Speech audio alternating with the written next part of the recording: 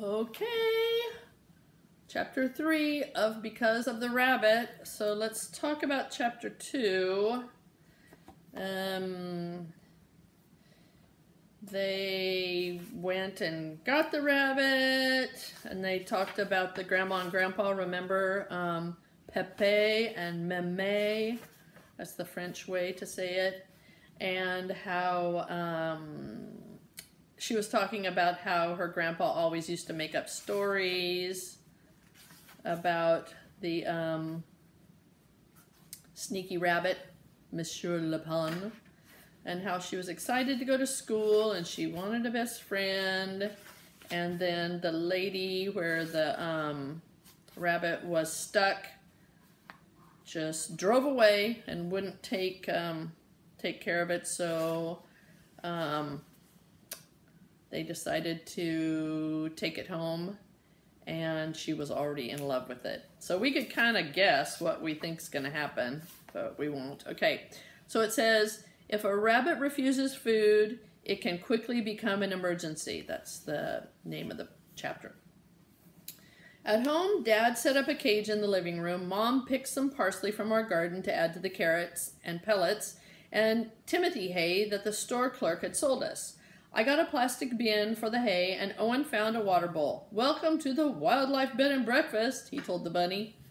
"This rabbit seems very comfortable with people," Mom remarked as she ran her hands over him, looking for injuries. It was true. The rabbit hadn't squirmed when Dad checked to see if it was a boy or girl, a boy, or when I held him and Owen looked through his fur for ticks and fleas. He even stayed calm as Molly and Maggie gave him a quick sniff. Remember, that's their dogs. But as soon as I put him in the cage, he crawled on his belly to the corner and then hunched his back like a furry bowling ball. I slid a piece of carrot closer. "Give him some time," Dad said. "He's been through a lot today. He'll probably eat it if we leave him alone."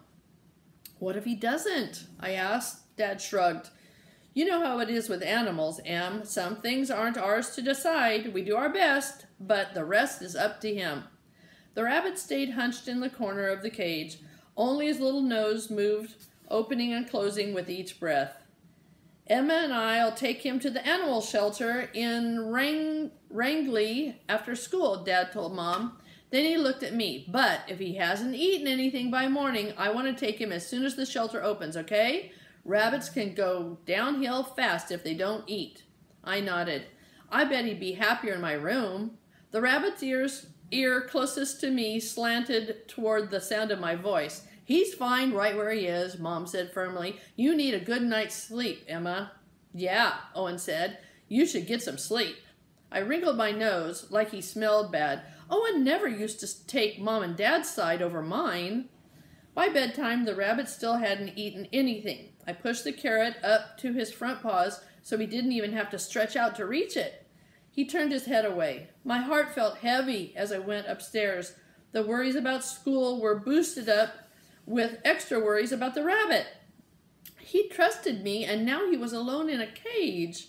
Scared was pulling ahead of excited now. In my room, I emptied my backpack so I could see all my new stuff and give excited some help. Everything was new. Planner, folders, notebooks, water bottle, cute erasers, pencils, colored and regular, pencil sharpener, markers, highlighters, Post-its, several colors, tissues, lip gloss, ponytail holder to pull my hair back for gym and recess, and pear-scented hand sanitizer.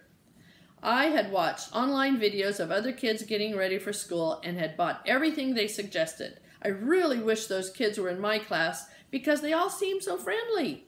None of them lived in Maine, though, so I hoped that what they suggested worked here, too.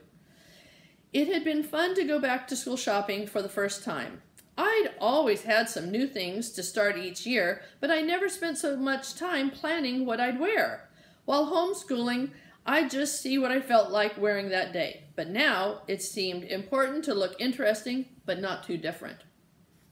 For tomorrow, I'd picked out jeans, orange sneakers, and a blue t-shirt with a golden retriever on it. I figured if a kid said something about my shirt, I could start a conversation about Molly and Maggie instead of just saying thanks.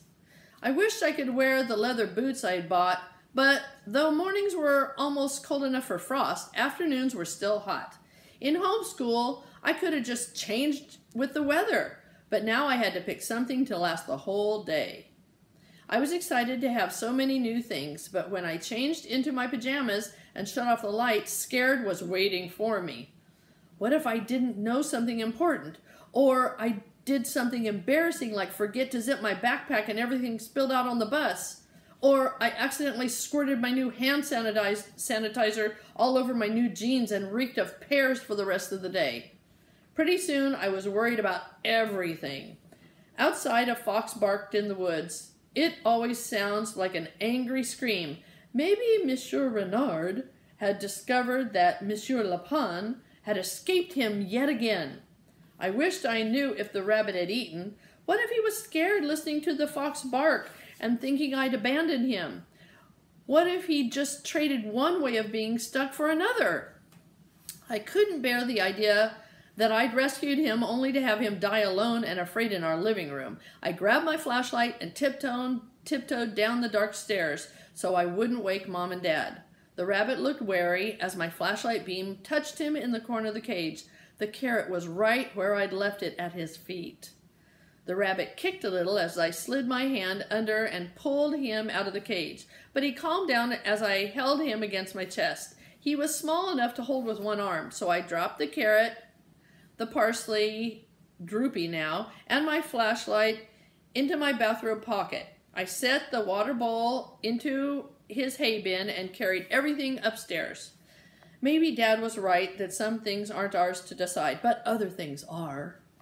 After I closed my bedroom door behind me, I set the rabbit on the braided rug in front of my dresser. I wish I could just let him hop around my room all night, but rabbits are chewers.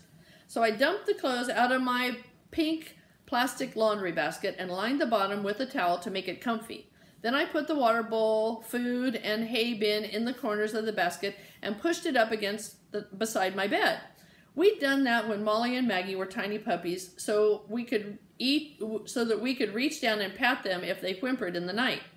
It seemed like the perfect plan, but when I turned around, the rug was empty. 2 black feet and a puffy tail were disappearing under my dresser. Uh-oh! I dropped to my knees. The rabbit was way underneath. He gave a tiny sneeze. Sorry, I said. Did you find some dust bunnies to play with? He wiggled out and I tried to catch him. Rabbit Wrangler to the rescue! He was as fast as a cartoon character, though. He'd hop in one direction, and just as I reached for him, suddenly he'd twist his body almost in half and race the other way. It took 3 tries and a few scratches before I got my palm on his back. He flattened himself on the floor, and I wrapped my hands around his middle. Carrying him to the laundry basket, I kissed the top of his head. His ears were so warm. I wanted to cuddle him, but it was almost midnight now, and my alarm was set for 6. Time for bed. In the laundry basket, he sniffed the plastic sides and pushed his nose into the vents. He dug into a corner and bunched up the towel. Then he rose on his hind legs and put his front paws on the top edge of the basket. He wasn't heavy enough to tip it over, but one back foot went into the water dish. I couldn't help giggling. Then he gave a big hop right out of the basket. Oh no!